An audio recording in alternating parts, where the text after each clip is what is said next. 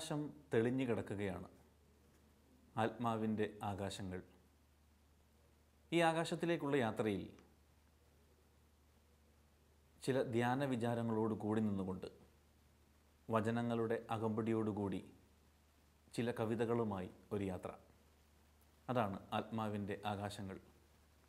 ഇന്ന് ബുക്ക് ഷെൽഫിൽ ആത്മാവിൻ്റെ ആകാശങ്ങൾ എന്ന പുസ്തകമാണ് നാം പരിചയപ്പെടുന്നത്. ഏവർക്കും ബുക്ക് ഷെൽഫിലേക്ക് സ്വാഗതം. ജോസഫ് ഈന്തൻകുഴിയച്ചനാണ് ഈ പുസ്തകം രചിച്ചിരിക്കുന്നത്. 73 കവിതകളിലൂടെ, 73 ധ്യാന വിചാരങ്ങളിലൂടെ, അതിനേക്കാൾ ഉപരി 73 വചന വിചാരങ്ങളിലൂടെ നാം കടന്നു പോകുന്നു. 73 കവിതകളും വചനങ്ങളാണ്. വചനങ്ങൾ അഗ്നിയായി മാറുന്ന ഈ സുന്ദരമായ നിമിഷങ്ങളാണ് ഈ പുസ്തകത്തിലെ അക്ഷരങ്ങളായി രൂപപ്പെടുന്നത്.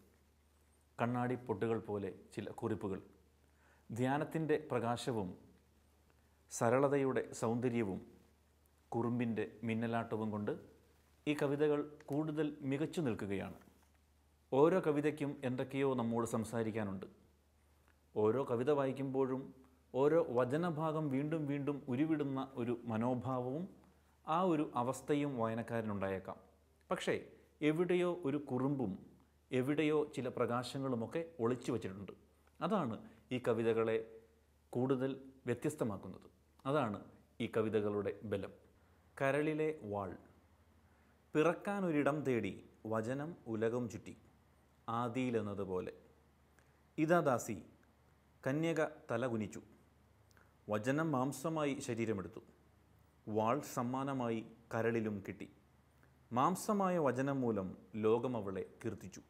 പിന്നീട് ആരൊക്കെ വചനം ഉള്ളിൽ സ്വീകരിച്ചുവോ അവരൊക്കെ ദൈവമാതാക്കളായി. കരളിലെ വാൾ അവരുടെ അടയാളവുമായി. ഇരുമുന വാൾ. ലൂക്കായുടെ സുവിശേഷത്തിൽ നിന്നുള്ള മറിയത്തെക്കുറിച്ചുള്ള സ്മരണകളാണ്. ആരൊക്കെ വചനം ഉള്ളിൽ സ്വീകരിച്ചുവോ അവരൊക്കെ ദൈവമാതാക്കളായി എന്നാണ് വചനം പറയുക. എനിക്കും നിങ്ങൾക്കും വചനം ഉള്ളിൽ സ്വീകരിക്കുവാൻ സാധിക്കുന്നുണ്ടെങ്കിൽ എനിക്കും നിങ്ങൾക്കും ദൈവമാതാക്കളാകാൻ സാധിക്കും.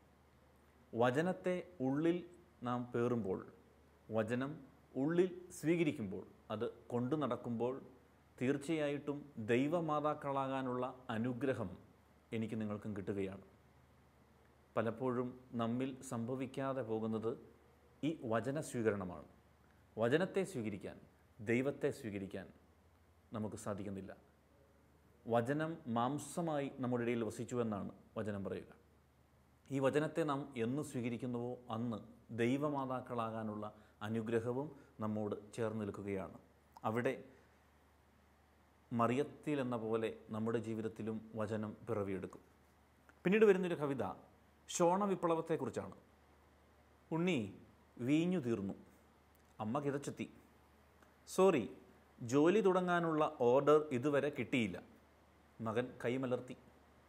സഹായിച്ചേ പറ്റൂ. അമ്മ പുറത്തേക്ക് പോയി. വെള്ളം വീഞ്ഞായി. അതിഥികൾക്ക് ലഹരിയായി. അലമുറ ആനന്ദമായി. അനുമോദന യോഗത്തിൽ ശിഷ്യർ ഗുരുവിനെ വാനോളം പുകഴ്ത്തി. പൊന്നാടയണീക്കലും പൂവിതറലും നടത്തി. ഗുരു മറുപടി ചുരുക്കി. വെള്ളം വീഞ്ഞായതിൽ എന്തത്ഭുതം. വെള്ളം വീഞ്ഞാകും എന്ന് വിശ്വസിച്ചതാണ് അത്ഭുതം. വിശ്വാസത്തിൻ്റെ ചുവന്ന വിപ്ലവം. ശോണ വിപ്ലവം ഇതാണ്. വെള്ളം വീഞ്ഞായതിൽ എന്തത്ഭുതം. വെള്ളം വീഞ്ഞാകുമെന്ന് വിശ്വസിച്ചതാണ് അത്ഭുതം.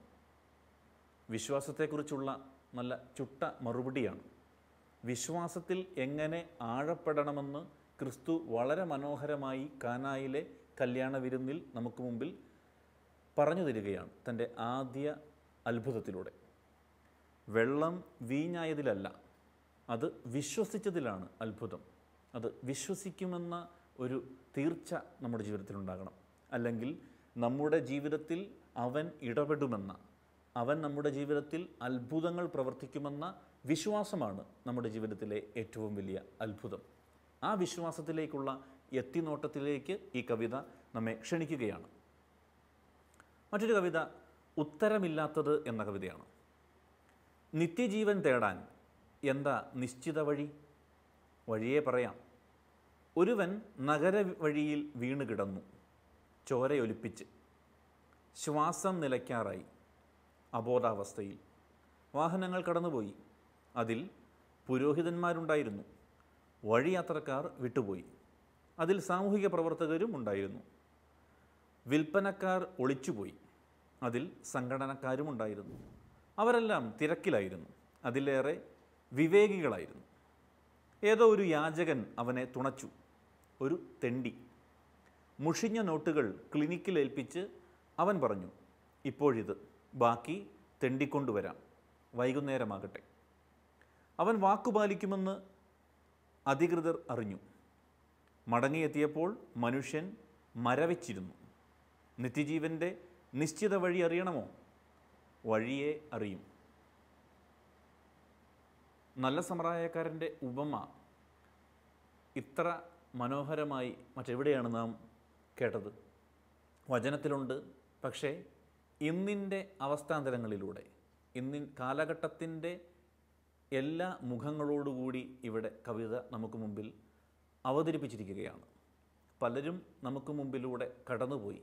പക്ഷേ ആരാണ് അവനെ തൊട്ടത്? ആരാണ് അവൻ്റെ ജീവനായി മാറിയത്? ആരാണ് അവൻ്റെ കൂടെ നിന്നത്? ആ കൂടെ നിൽപ്പിന് പറ്റിയ ചങ്ങാതിമാർ നമ്മളിൽ സാധ്യതയാകുന്നുണ്ടോ എന്ന് നാം ചിന്തിച്ചു നോക്കണം. അല്ലെങ്കിൽ വഴിയരികിൽ വീണ് കിടന്നവനെ പോലെ അവൻ്റെ അടുക്കലേക്ക് ചെല്ലാൻ എനിക്കും നിങ്ങൾക്കും സാധിക്കുന്നുണ്ടോ എന്നുള്ള ഒരു വിചാരം. നിത്യജീവൻ്റെ നിശ്ചിത വഴി അറിയണമെങ്കിൽ തീർച്ചയായും ഇതാണ് വഴിയെന്നാണ് ഗുരു പറയുന്നത്. ഈ വഴിയെ പോകുക. സമറായക്കാരൻ്റെ ജീവിതശൈലിയിലേക്ക്, അവൻ്റെ മനോഭാവത്തിലേക്ക് വഴിമാറുമ്പോഴാണ് തീർച്ചയായും നിത്യജീവൻ്റെ നിശ്ചിത വഴി നമുക്ക് മുമ്പിൽ തുറന്നു കിട്ടുന്നത്. തിരിച്ചറിവ്. ഗുരുവേ കനിയേണം. ഒരു കോറസ് നിലവിളി. എന്താണിവിടെ? ഗുരു തിരക്കി. കുറേ കുഷ്ഠരോഗികൾ. ശിഷ്യർ അറപ്പോടെ പറഞ്ഞു, പള്ളിയിൽ പോകൂ, ദൈവം കനിയും. ഗുരുവചനം. സുഖപ്പെടുമോ എല്ലാവരും? സംശയമായി ശിഷ്യരിൽ ഒരുവന്. നമുക്ക് കാത്തിരിക്കാം. ഗുരുവേ നന്ദി. ഇതിനിടയിൽ ഒരാൾ തിരിച്ചെത്തിയിരിക്കുന്നു, നന്ദിയുടെ നിറപറയുമായി. വെറും ഒരാൾ. ബാക്കിയുള്ളവർ നന്ദിയില്ലാത്ത വർഗങ്ങൾ. ശിഷ്യർ പിറുപിറുത്തു. എല്ലാവരും സുഖപ്പെട്ടില്ലായിരിക്കാം. സംശയമായി വീണ്ടും ഒരുവന്. തിരിച്ചറിയുന്നവർ തിരിച്ചെത്തും. ഗുരു ചിരിച്ചുകൊണ്ട് പറഞ്ഞു. സാക്ഷ്യം പറയുന്ന തിരക്കിലായിരുന്നു മറ്റുള്ളവർ. തിരിച്ചറിയുന്നവർ തിരിച്ചെത്തും. ഗുരുവചനം അതാണ്. തിരിച്ചറിഞ്ഞവൻ തിരിച്ചെത്തി എന്നും വചനം പറയുന്നുണ്ട്. അവൻ്റെ നന്ദി പ്രകടനമാണ് വചനത്തിൽ നാം കാണുന്നത്. കവിതയിലും അതുതന്നെയാണ്. തിരിച്ചറിയുന്നവർ തിരിച്ചെത്തും. വിശ്വാസ ജീവിതത്തിൽ ദൈവത്തെ തിരിച്ചറിഞ്ഞാൽ തീർച്ചയായും ദൈവസന്നിധിയിലേക്ക് തിരിച്ചെത്തി പ്രാർത്ഥിക്കാൻ നമുക്ക് സാധിക്കും.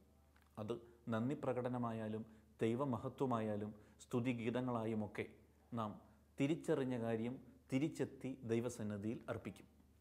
വചനത്തിൽ നാം കണ്ടുമുട്ടുന്ന ഒറ്റ വ്യക്തി അവൻ്റെ നന്ദി പ്രകടനം ദൈവത്തിന് മുമ്പിൽ കാഴ്ചവെക്കുക മാത്രമാണ്. പക്ഷേ മറ്റു പലരും സാക്ഷ്യപ്പെടുത്തുവാനുള്ള ഓട്ടമത്സരത്തിൽ അവർ തിരിച്ചെത്തി നന്ദി പറയാൻ മറന്നുപോയൊരവസ്ഥ. വിശ്വാസ ജീവിതത്തിൽ നാം ചിന്തിക്കേണ്ട, നമുക്ക് മുമ്പിൽ വെല്ലുവിളിയാകുന്ന ഒരു ചിന്തയാണ് വചനത്തിലൂടെ ദൈവം നമുക്ക് മുമ്പിൽ അവതരിപ്പിക്കുന്നത്. അത് കവിതയുടെ മാതൃകയാകുമ്പോൾ കൂടുതൽ കുറുമ്പായി മാറുന്നു. നമുക്ക് മുമ്പിൽ ഒരു ചോദ്യമായി അവിടെ തീരുകയാണ്. തിരിച്ചറിയുന്നവർ തിരിച്ചെത്തുന്നുണ്ടോ? തിരിച്ചറിഞ്ഞ ഞാനും നീയും തിരിച്ചെത്തിയിട്ടുണ്ടോ നന്ദി പറയാൻ? വിശ്വാസോത്സവം. ഞാനും വരട്ടെയോ നിൻ്റെ കൂടെ? വെള്ളത്തിൽ തിരയെണ്ണി നിൽക്കുന്ന ഗുരുവിനോട് വള്ളത്തിലിരുന്ന് ശിഷ്യൻ ചോദിച്ചു. എന്നെ നോക്കി നടന്നു പോരൂ, ഗുരു ക്ഷണിച്ചു. അവൻ കടലിൽ കാലിറക്കി. പമ്പര വിട്ടി കൂട്ടുകാർ കൂകിയാർത്തു. ഞാൻ വളർന്നിരിക്കുന്നു ഗുരുവോളം. ഒരു നിമിഷം നോട്ടം സ്വന്തം കാൽച്ചുവട്ടിലെ നേട്ടത്തിൽ. വെള്ളം ഉള്ളം കൈയിലെടുത്ത് അവനെ അമ്മാനമാടി. അവൻ അലറി വിളിച്ചു, നീന്തിപ്പോന്നുള്ളൂ, ഞാനിവിടെ. ഗുരു കൈനീട്ടി. കൈ അയക്കുമെങ്കിലും ദൈവം കൈവിടുകയില്ല. പലപ്പോഴും നമ്മുടെ നോട്ടം ക്രിസ്തുവിൽ നിന്ന് നമ്മുടെ നേട്ടത്തിലേക്ക് വരുമ്പോഴാണ് നാം വെള്ളത്തിലാകുന്നത്. എൻ്റെ നോട്ടം ക്രിസ്തുവിലേക്ക് തന്നെ മാറുമ്പോൾ പലപ്പോഴും നമ്മുടെ നേട്ടവും അവനോടൊപ്പം വളരും. പക്ഷേ നമ്മുടെ ഈ നേട്ടങ്ങളിലേക്ക് നമ്മുടെ കാഴ്ചകൾ മാറുമ്പോൾ തീർച്ചയായും വെള്ളത്തിൽ മുങ്ങിപ്പോകുന്ന ഒരവസ്ഥ എനിക്ക് നിങ്ങൾക്കുമുണ്ട്. അത് ശിഷ്യൻ്റെ ജീവിതത്തിൽ സംഭവിച്ചതുപോലെ തന്നെ നമ്മുടെ ഓരോരുത്തരുടെയും ജീവിതത്തിലേക്ക് കടന്നു വരുമെന്ന് ഓർമ്മപ്പെടുത്തുകയാണ് വചനം. പക്ഷേ ദൈവമിടയ്ക്ക് കൈ അയച്ചെങ്കിലും എപ്പോഴും ദൈവം കൈവിടുന്നതായിട്ട് വചനത്തിൽ നാം കാണുകയില്ല. അതുകൊണ്ട് തന്നെയാണ് പറയുന്നത്, കൈ അയക്കുമെങ്കിലും ദൈവം കൈവിടുകയില്ല. വിശ്വാസത്തിൻ്റെ ഉത്സവത്തെക്കുറിച്ചാണ് ഈ കവിത. എൻ്റെ ജീവിതത്തിൽ വിശ്വാസത്തിൻ്റെ ഉത്സവമുണ്ടെങ്കിൽ, വിശ്വാസത്തിൻ്റെ ആഴപ്പെടൽ എൻ്റെ ജീവിതത്തിലുണ്ടെങ്കിൽ തീർച്ചയായും നമ്മുടെ നോട്ടം ക്രിസ്തുവിലേക്ക് തന്നെയായിരിക്കും. നമ്മുടെ നേട്ടത്തിലേക്കുള്ള നമ്മുടെ നോട്ടം കുറഞ്ഞിരിക്കും. അപ്പോൾ ദൈവം കൈ അയക്കുമെന്ന നമ്മുടെ തോന്നൽ നമുക്ക് വേണ്ട. മറിച്ച് അവനെ നോക്കിക്കൊണ്ട് അവനിലേക്ക് നമ്മുടെ നോട്ടം തിരിച്ചുകൊണ്ട് ജീവിതത്തെ മുമ്പോട്ട് കൊണ്ടുപോകുമ്പോൾ തീർച്ചയായും വിശ്വാസ ജീവിതം കൂടുതൽ ദൃഢമായി തീരുന്നതായിട്ടാണ് നാം കാണുന്നത്. അടുത്ത കവിത വ്യത്യസ്തനാമൊരു എന്ന് തുടങ്ങുന്ന ഒരു കവിതയാണ്. അവൻ ഓടി, കൂട്ടയോട്ടമോ മത്സരയോട്ടമോ അല്ല, ഒറ്റയ്ക്ക് നിൽക്കാനുള്ള തത്രപ്പാടിൻ്റെ നിലനിൽപ്പിൻ്റെ കുതിച്ചോട്ടം. പൊക്കമില്ലാത്തവൻ പൊക്കത്തിലേറി, മരം മനുഷ്യനെ തുണച്ചു, ആദിയിൽ തുലച്ചതിന് പരിഹാരം. മരച്ചുവട്ടിൽ നിന്ന് കണ്ണുകളുയർത്തി ഗുരു പറഞ്ഞു, ഇതാ ദൈവസന്നിധിയിലേക്ക് പുതിയ വഴി, നിനക്ക് സമാധാനം. വ്യത്യസ്തതയിൽ വ്യക്തിത്വമുണ്ട്. പറഞ്ഞു വരുന്നത് സക്കേവൂസിനെ കുറിച്ചാണ്. വ്യത്യസ്തനായൊരു മനുഷ്യൻ, അവൻ്റെ പൊക്കമില്ലായ്മയിൽ നിന്ന് അവൻ നേടിയെടുക്കുകയാണ് ഗുരുവിനെ പോലെയുള്ള അവൻ്റെ ദൈവത്തെ. മരം മനുഷ്യനെ തുണച്ചുവെന്ന് കവിത പറയുന്നുണ്ട്. ആദിയിൽ തുലച്ചതിന് പരിഹാരം. രണ്ടും സംഭവിച്ചത് മരത്തിലാണ്. വ്യത്യസ്തനായി ഗുരുവിൻ്റെ സന്നിധിയിലേക്ക് സമീപിക്കുന്നവർക്കൊക്കെ ദൈവത്തിൻ്റെ സാന്നിധ്യവും ദൈവത്തിൻ്റെ മഹത്വവും വചനം ഒളിപ്പിച്ചു വച്ചിട്ടുണ്ട്. സക്കേവൂസിൻ്റെ ജീവിതത്തിലും സംഭവിച്ചത് ഈ വലിയ അത്ഭുതമാണ്. ഇതാ ദൈവസന്നിധിയിലേക്ക് പുതിയ വഴി, നിനക്ക് സമാധാനം. സമാധാനത്തിൻ്റെ പുതിയ പ്രാവുകൾ അവൻ്റെ ഭവനത്തിലേക്ക് പ്രവേശിക്കുകയാണ്. സക്കേവൂസ് വ്യത്യസ്തനായ ആ മനുഷ്യൻ്റെ ജീവിതത്തിലേക്ക് വ്യത്യസ്തമായ ഒരു ജീവിത ശൈലി കടന്നു വരികയാണ്. സമാധാനത്തിൻ്റെ നേർവഴിയെക്കുറിച്ചുള്ള ഓർമ്മപ്പെടുത്തലാണ് ലൂക്കാസ് സുവിശേഷം 19-ാം അധ്യായത്തിലൂടെ നമുക്ക് മുമ്പിൽ വചനം വെളിപ്പെടുത്തി തരുന്നത്. സാഫല്യം. എത്ര നേരമായി കാത്തു നിൽക്കുന്നു, ആരും കാണല്ലേ ഈശ്വര. ഈ നാണയത്തിന് ഭണ്ഡാരത്തിൽ ഇടയുണ്ടാകുമോ? അവൾ ഉള്ളിൽ നുറുങ്ങി, മുഷിഞ്ഞ ശീലയിൽ മുഴുവൻ ജീവനുമായി അവളെത്തി. ഉള്ളവർ ഊറ്റം കൊള്ളുകയും എളിയവൾ ഏഴയാവുകയും ചെയ്ത നിമിഷം.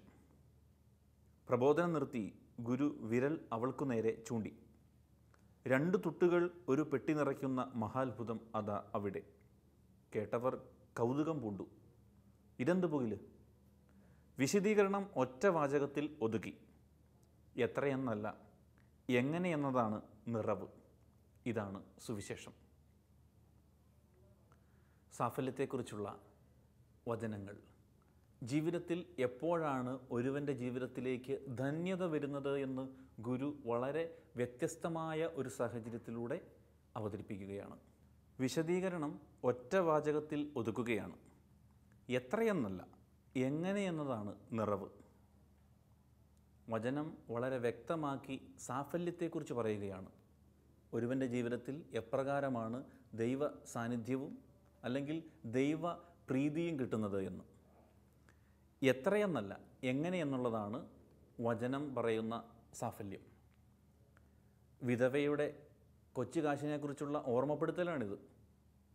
വിധവ അധികമൊന്നും നിക്ഷേപിച്ചില്ല, പക്ഷേ അവളുടെ ഉള്ളതിൽ നിന്ന് അവൾ നിക്ഷേപിക്കുകയാണ്. അവളുടെ മനോഭാവമാണ് ഇവിടെ പ്രാധാന്യമർഹിക്കുന്നത്. ഇട്ടതിൻ്റെ കട്ടിയല്ല, മറിച്ച് അവളുടെ മനം എങ്ങനെയായിരുന്നു എന്നുള്ളതാണ് സുവിശേഷം. അതുകൊണ്ടാണ് വിശദീകരണം ഒറ്റ വാചകത്തിൽ ഗുരു ഒതുക്കിയെന്ന് കവിതയിൽ നമുക്ക് മുമ്പിൽ അവതരിപ്പിക്കുന്നത്. എത്രയെന്നല്ല, എങ്ങനെ എന്നതാണ് നിറവ്. ഇതാണ് സുവിശേഷം. ഇന്ന് പലപ്പോഴും നമുക്ക് നഷ്ടമാകുന്നത് ഈ മനോഭാവമാണ്. ഒത്തിരി ഇടാനുള്ള ആ ഒരു മനോഭാവത്തിൽ നിന്ന് ഉള്ളതിട്ട് അത് സ്വതന്ത്രമായി സ്നേഹത്തോടെ ഇടാനുള്ള ആ ഒരു നിറവ് നമ്മുടെ ജീവിതത്തിൽ ഉണ്ടാകുമ്പോൾ അത് സുവിശേഷമായി മാറുകയാണ്. അത് മറ്റൊരു സുവിശേഷത്തിൻ്റെ മനോഭാവമായി നമ്മുടെ ഉള്ളിൽ നിലനിൽക്കുകയാണ്.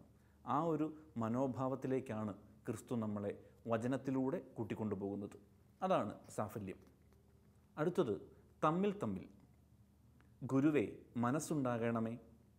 ആർക്കും ചെവിയില്ലെന്ന മട്ടിൽ അവൻ അലറി. ജനക്കൂട്ടം ശകാരിച്ചു. അവൻ ചൂടായി.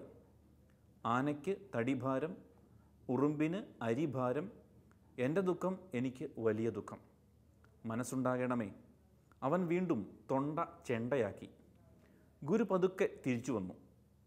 തോളത്ത് തട്ടി ചോദിച്ചു, നിനക്ക് മനസ്സുണ്ടോ? ഉത്തരത്തിന് പകരം മറ്റൊരു ചോദ്യം, അങ്ങേക്ക് മനസ്സുണ്ടെങ്കിൽ എനിക്കെന്തിന് മനസ്സ്? അവൻ പകയ്ക്കാതെ പറഞ്ഞു. അവൻ സുഖപ്പെട്ടു. ഒരു തൂവൽ സ്പർശം. ലൂക്കാ സുവിശേഷം 18-ാം അധ്യായത്തിൽ നിന്നും നാം വായിച്ച് അറിയുന്ന ഒരു അനുഭവമാണ്. വചനത്തിൽ ഈശോ ചോദിക്കുന്നുണ്ട്, നിനക്ക് മനസ്സുണ്ടോ? സൗഖ്യമാകാൻ നിനക്ക് മനസ്സുണ്ടോ? അവൻ വീണ്ടും തൊണ്ട ചെണ്ടയാക്കിയെന്ന് കവിത പറയുമ്പോൾ അത്രമാത്രം ആഗ്രഹത്തിൽ നിന്നാണ് അവൻ ഗുരുവിനോട് അപേക്ഷിക്കുന്നത്. മനസ്സുണ്ടാകണമേ. തിരിച്ചു ഗുരു ചോദിക്കുകയാണ്, നിനക്ക് മനസ്സുണ്ടോ? അപ്പോൾ അവൻ്റെ മറുപടി, അങ്ങേക്ക് മനസ്സുണ്ടെങ്കിൽ എനിക്കെന്തിനു മനസ്സ്? അവൻ്റെ വിശ്വാസത്തിൻ്റെ ശക്തിയെയാണ് വചനം ഇവിടെ നമുക്ക് മുമ്പിൽ അവതരിപ്പിക്കുന്നത്. ദൈവം എൻ്റെ ജീവിതത്തിൽ അത്ഭുതങ്ങൾ പ്രവർത്തിക്കുമെന്നുള്ള ഒരു മനസ്സ്, ആ ഒരു വിശ്വാസത്തിൽ അടിയുറച്ച ഒരു തീരുമാനം നമ്മുടെ ജീവിതത്തിൽ ഉണ്ടാകുമ്പോൾ തീർച്ചയായും സൗഖ്യത്തിൻ്റെ തൂവൽ സ്പർശം നമ്മുടെ ജീവിതത്തിൽ ഉണ്ടാകുമെന്ന് വചനം നമുക്ക് മുമ്പിൽ അവതരിപ്പിച്ചിട്ടുണ്ട്. അതാണ് തമ്മിൽ തമ്മിൽ എന്ന ഈ കവിതയിലും എഴുത്തുകാരൻ നമുക്ക് മുമ്പിൽ അവതരിപ്പിക്കുന്നത്. പിന്നീട് വരുന്നൊരു കവിത വിളിയും ഉൾവിളിയും എന്ന കവിതയാണ്. കവിത ഇങ്ങനെയാണ് തുടങ്ങുന്നത്. തപാലിൽ വന്ന കത്ത് ഗുരു പൊട്ടിച്ചു. ഒരു ഇൻവിറ്റേഷനാണ് ഡിന്നറിന്. ഗുരുവും ശിഷ്യരും സമയത്തു തന്നെ എത്തി. ഇരിക്കുമ്പോൾ ആചാര്യ മര്യാദകൾ പാലിക്കപ്പെട്ടില്ല. ഗുരുവിനെ ഒന്ന് ഇരുത്താനുള്ള തന്ത്രമായിരുന്നു. തളികയിൽ തൈലവും കരളിൽ കഥനവുമായി അവളെത്തി. ഗുരുവിന് VIP ട്രീറ്റ്. ചുറ്റുമിരുന്നവർ കണ്ണുമിഴിച്ചു. പക്ഷേ ഇവൾ ശരിയല്ല. കിട്ടാത്ത മുന്തിരി പുളിച്ചു. നിങ്ങളെയല്ല, ഇവളെ കാണാനാണ് ഞാൻ വന്നത്. വിളി കേൾക്കുന്ന ദൈവം തേടുന്നവനെ തൊടുന്നു. പലരും പല പരിഹാസ ആക്ഷേപങ്ങളും അവിടെ ഉന്നയിച്ചപ്പോഴും ക്രിസ്തു തൊടേണ്ടവളെ അല്ലെങ്കിൽ തൊടേണ്ടവനെ തൊട്ടു. നിങ്ങളെയല്ല, ഇവളെ കാണാനാണ് ഞാൻ വന്നത്. വിളി കേൾക്കുന്ന ദൈവം തേടുന്നവനെ തൊടുന്നു. എൻ്റെയും നിങ്ങളുടെയും ജീവിതത്തിൽ ക്രിസ്തുവിനെ തേടുന്നവരാണ് ഞാനും നിങ്ങളുമെങ്കിൽ തീർച്ചയായും ക്രിസ്തു നമ്മളെ തൊട്ടിരിക്കും. പക്ഷേ ക്രിസ്തുവിനെ തേടുന്നവരാണോ ഞാനും നീയും? ക്രിസ്തുവിനെ തേടുന്നവരാണെങ്കിൽ തീർച്ചയായും എൻ്റെ ഭവനത്തിലേക്കും അവനൊരു ഡിന്നറിന് വരും. എനിക്ക് ഒരു VIP ട്രീറ്റ്മെൻറ്റ് ക്രിസ്തുവിന് കൊടുക്കാൻ സാധ്യതയുണ്ടെങ്കിൽ, അല്ലെങ്കിൽ ആ ഒരു മനോഭാവമുണ്ടെങ്കിൽ തീർച്ചയായും എൻ്റെ ജീവിതത്തിലും ക്രിസ്തു തൊടും. ഉടച്ചുവാർക്കൽ. ചായയ്ക്ക് ശേഷം നടക്കാനിറങ്ങിയതാണ് ഗുരു. പെട്ടെന്നൊരു വിചാരം, വർഷം 2 കഴിഞ്ഞു, ഒരു ഇവാലുവേഷനാകാം. അത്താഴം കഴിഞ്ഞ് ശിഷ്യർ വിളിക്കപ്പെട്ടു. ഒറ്റ വാക്കിൽ ഉത്തരം എഴുതുക. ഞാൻ ആരാണ്? അവരെന്തു പറയുന്നു? നിങ്ങളും. പലരും പലതും എഴുതി. ഉത്തരങ്ങൾ കണ്ട ഗുരു നിരാശനായി. ശരി ഉത്തരം ഒന്നുപോലുമില്ല. എവിടെയാണ് തെറ്റിയത്? ഗുരു ചിന്തയിൽ ഒളിച്ചു. നീണ്ട നാളത്തെ സഹവാസവും ദീർഘപഠനങ്ങളും ഉദ്ദേശിച്ച ഫലം തരണമെന്നില്ല. അപ്പോൾ പിന്നെ എന്തു ചെയ്യണം? ഒരു ചിറകടി അശരീരിയും സിലബസ് പൊളിച്ചെഴുതുക തന്നെ. ക്രിസ്തുവിൻ്റെ ചോദ്യം ഇതാണ്, ഞാൻ ആരാണ്? അവരെന്തു പറയുന്നു? നിങ്ങളും എന്തു പറയുന്നു? പലവട്ടം പല ആവർത്തി പല പഠനങ്ങളിലൂടെയും പല അനുഭവങ്ങളിലൂടെയും ശിഷ്യന്മാർ കടന്നുപോയിട്ടും ക്രിസ്തു ആരാണ് എന്ന് പറയാൻ, ക്രിസ്തുവിൻ്റെ നിർവചനം കൊടുക്കാൻ അവർക്ക് സാധിക്കുന്നില്ല.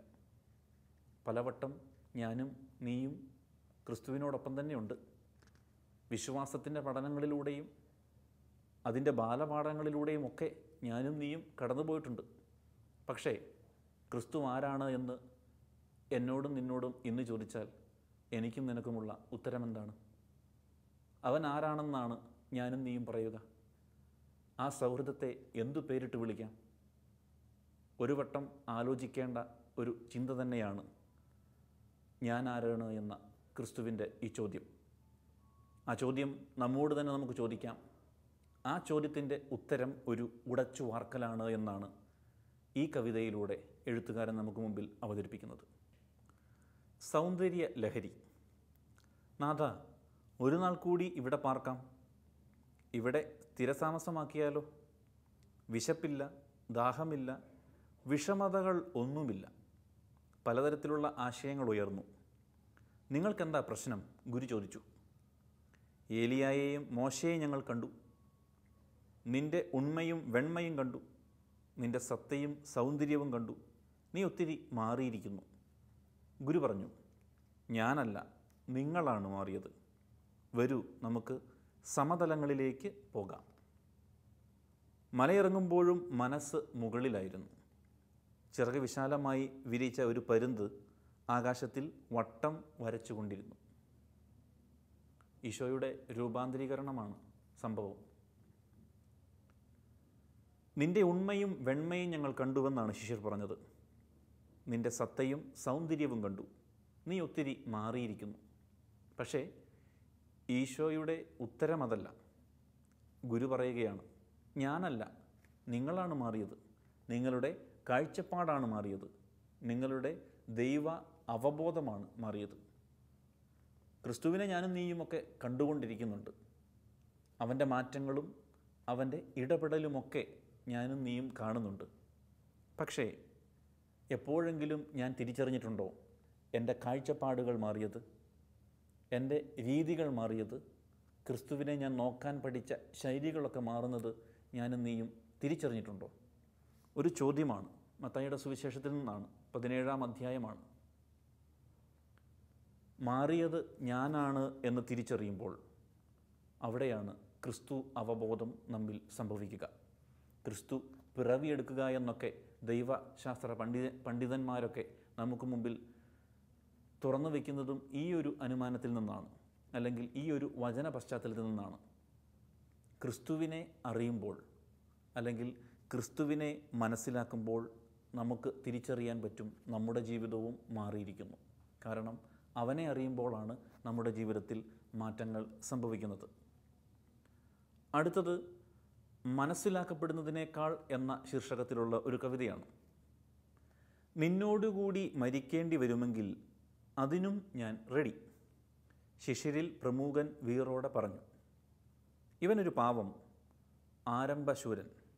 ഉള്ളിൽ ഗുരു പറഞ്ഞു, കൊള്ളാം, പിന്നിൽ പോയി നിൽക്കൂ. ശിഷ്യൻ മുറിവേറ്റ് മങ്ങി. ഞാൻ മനസ്സിലാക്കപ്പെട്ടിട്ടില്ലല്ലോ. ഗുരുവിനെ അവർ തല്ലിച്ചതച്ചു. ശിഷ്യൻ തീ കാഞ്ഞു നിന്നു. നീയും ശിഷ്യനോ? ഏയ്, ഞാനോ? ഗുരു തിരിഞ്ഞു നോക്കി. ശിഷ്യൻ മുറിവേറ്റ് വിങ്ങി. ഞാൻ മനസ്സിലാക്കിയില്ലല്ലോ. എന്നിലെയും നിന്നിലെയും ശിഷ്യത്വത്തെ ഗുരു നമുക്ക് മുമ്പിൽ വളരെ വ്യക്തമായി മനസ്സിലാക്കി തരികയാണ്. എനിക്കും നിനക്കും ക്രിസ്തുവിനെ സാക്ഷ്യപ്പെടുത്താൻ പറ്റുന്ന അവസരങ്ങൾ ഞാൻ എങ്ങനെയാണ് ഉപയോഗിക്കുന്നത്? തോമസ് പറഞ്ഞു, നിന്നോടുകൂടി മരിക്കേണ്ടി വരുമെങ്കിലും അതിനും ഞാൻ റെഡിയാണ് എന്ന്. പക്ഷേ കോഴി കൂവിയപ്പോൾ പത്രോസ് അവനെ തള്ളിപ്പറഞ്ഞതും നമുക്ക് മുമ്പിൽ വചനം അവതരിപ്പിക്കുന്നുണ്ട്. അവനെ ഒറ്റുകൊടുത്ത ശിഷ്യനും നമുക്ക് മുമ്പിലുണ്ട്. അങ്ങനെ വരുമ്പോൾ ശിഷ്യനായ ഞാനും നീയും എവിടെയാണ്? ക്രിസ്തു ശിഷ്യനായ എനിക്കും നിനക്കും ക്രിസ്തുവിനെ സാക്ഷ്യപ്പെടുത്താൻ കിട്ടുന്ന അവസരങ്ങൾ സാക്ഷ്യപ്പെടുത്താൻ പറ്റുന്നുണ്ടോ? വിശ്വാസത്തിൻ്റെ ഏറ്റവും വലിയ വിളിച്ചു പറയലിനെക്കുറിച്ചാണ് ഇത് നമ്മൾക്ക് മുമ്പിൽ ഓർമ്മിപ്പിക്കുന്നത്. അല്ലെങ്കിൽ ഈ വചനം വളരെ അടിവരയിടുന്നത് അതിനെക്കുറിച്ചാണ്. എൻ്റെയും നിങ്ങളുടെയും സാക്ഷി ജീവിതം എപ്രകാരമാണ്? ഈ സാക്ഷി ജീവിതത്തിലുള്ള വളർച്ചകൾ അത് നമ്മെ കൊണ്ടെത്തിക്കുന്നത് ക്രിസ്തുവിൻ്റെ അനുകരണത്തിലേക്കാണ്. അതിനെയാണ് ക്രിസ്താനുകരണം എന്ന് വിളിക്കുന്നത്. ആ കുരിശുമെടുത്ത് ക്രിസ്തുവിൻ്റെ വഴിയെ പോകാൻ എനിക്കും നിങ്ങൾക്കും പറ്റുമെങ്കിൽ അവിടെയാണ് സാക്ഷ്യത്തിൻ്റെ ആരംഭം. അവിടെയാണ് വിശ്വാസ പ്രഘോഷണം തുടങ്ങുന്നത്. ഹിതപരിശോധന. പ്രമാണി കുപ്പായത്വങ്ങൽ കുലുക്കി ഉച്ചത്തിൽ അമറി പ്രാർത്ഥിച്ചു. കേട്ടവർ ഒപ്പം കൂടി. പ്രാർത്ഥനാ ഗ്രൂപ്പ്. ഗുരു പറഞ്ഞു, കഥകടയ്ക്കൂ, കണ്ണടയ്ക്കൂ, ചെവി തന്നവന് ചെവി കേൾക്കാം. ഗുരു മുട്ടുകുത്തി. ചോര വിയർപ്പു തുള്ളികളായി. കഴിയുമെങ്കിൽ ഈ കാസ മാറില്ല മകനെ, എങ്കിൽ നിൻ്റെ ഇഷ്ടം. ആശ്വസിപ്പിക്കാൻ അയച്ച മാലാഖയോട് പിതാവ് പറഞ്ഞു, കിട്ടുന്നതിലല്ല കിട്ടാത്തതിലും ദൈവഹിതം കാണണം. പ്രാർത്ഥനയെക്കുറിച്ചുള്ള നിർവചനങ്ങളാണ്, പ്രാർത്ഥനയെക്കുറിച്ചുള്ള ദൈവവചനങ്ങളാണ് കവിതയായി നമുക്ക് മുമ്പിൽ രൂപപ്പെടുത്തിയിരിക്കുന്നത്. ഗെത്സമൻ തോട്ടത്തിൽ ചോര വിയർപ്പ് തുള്ളികളാക്കി ഈശോ പ്രാർത്ഥിക്കുകയാണ്, കഴിയുമെങ്കിൽ ഈ കാസയൊന്ന് മാറ്റിത്തരണമേ തമ്പുരാനെ എന്ന്.